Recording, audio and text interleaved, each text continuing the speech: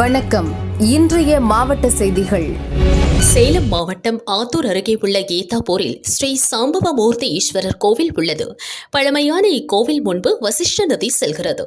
நதியில் ஆஞ்சநேயர் மற்றும் விநாயகர் உருவம் பதித்த பெரிய அளவிலான கல் கண்டுபிடிக்கப்பட்டது. பல நூறு ஆண்டுகளாக 60 டன் எடையில் இந்த கல் இருந்ததாக நம்பப்படுகிறது. சுவாமி உருவங்கள் பதித்த கல்லை வசிஷ்ட நதி கரையின் மேல் வைக்க நடவடிக்கை எடுக்க கிராம மக்கள் கோரிக்கை விடுத்தனர். அதைத் தொடர்ந்து ஏத்தாப்பூர் பேரூராட்சி சார்பில் கிரேன் உதவியுடன் 60 டன் எடை கொண்ட கல் ஆற்றில் இருந்து எடுத்து சிவன் கோவில் முன்பு வைக்கப்பட்டது.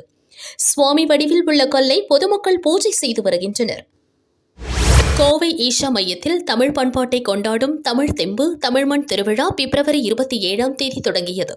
திருவிழாவில் தமிழ் பண்பாட்டு கலை பயிற்சி பட்டறைகள், பாரம்பரிய உணவு மற்றும் புவிசார் குறியீடு பொருட்கள் விற்பனை கண்காட்சி நடைபெற்றது.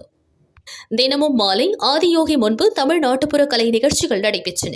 மார்ச் 7ஆம் தேதி முதல் நாட்டு மாடுகள் மற்றும் குதிரைகள் விற்பனை கண்காட்சி நடைபெற்றது. காங்கேயம், தார்பார்கர், கிர், சாஹிவால் உள்ளிட்ட நாட்டின மாடுகளும் மார்வாரி நாட்டின குதிரைகளும் அனைவரின் கவனத்தை ஈர்த்தன.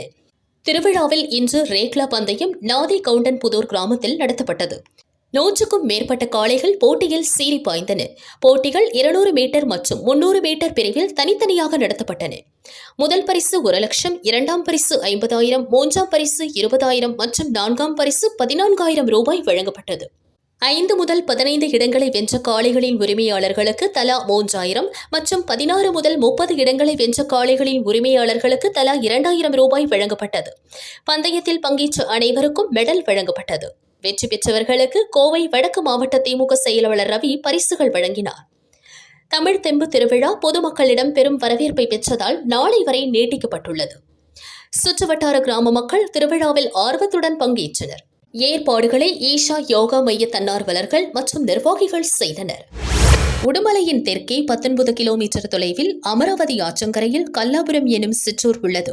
கல்வெட்டுகளில் இவ்வூர் விக்ரம சோழநல்லூர் எனவும் ராஜராஜ வளநாடு எனவும் கரைவழி நாட்டு கல்லாபுரம் எனவும் குறிப்பிடப்பட்டுள்ளது. அமராவதி அணையிலிருந்து வெளியேறும் நீரானது முதலில் சந்திக்கும் ஊர் கல்லாபுரம் என்பதால் இவ்வூரின் பெரும் பகுதியில் ஆண்டு முழுவதும் விவசாயம் நடக்கிறது. சுமார் 2 கிலோமீட்டர் நீளத்திற்கு தரையில் இருந்து 6 அடி உயரம் தொட்டிப்பாலம் அமைத்து நீரை வேளாண் பணிக்காக கொண்டு செல்லப்படுகிறது. அன்னகத்து பாலம் என்றழைக்கப்படும் இந்த நீர்வழி பாலம் கண்ணை கவரும் எழில் கொஞ்சம் இயற்கை வளங்கள் சூழ்ந்த பகுதியாக இருப்பதால் இங்கு சினிமா ஷூட்டிங் அடிக்கடி நடத்தப்படுகிறது. 100 ஆண்டுகள் கடந்தும் கம்பீரமாக காட்சியளிக்கும் கல்லாபுரம் தொட்டி பாலத்தில் செடிகள் முளைத்தும் தண்ணீர் கசிவும் ஏற்பட்டுள்ளது. பொதுப்பணித்துறை பராமரிப்பில் உள்ள இப்பழமையான பாலத்தை பராமரிக்க மாவட்ட நிர்வாகம் உரிய நடவடிக்கை எடுக்க வேண்டும் என விவசாயிகள் வலியுறுத்தினர்.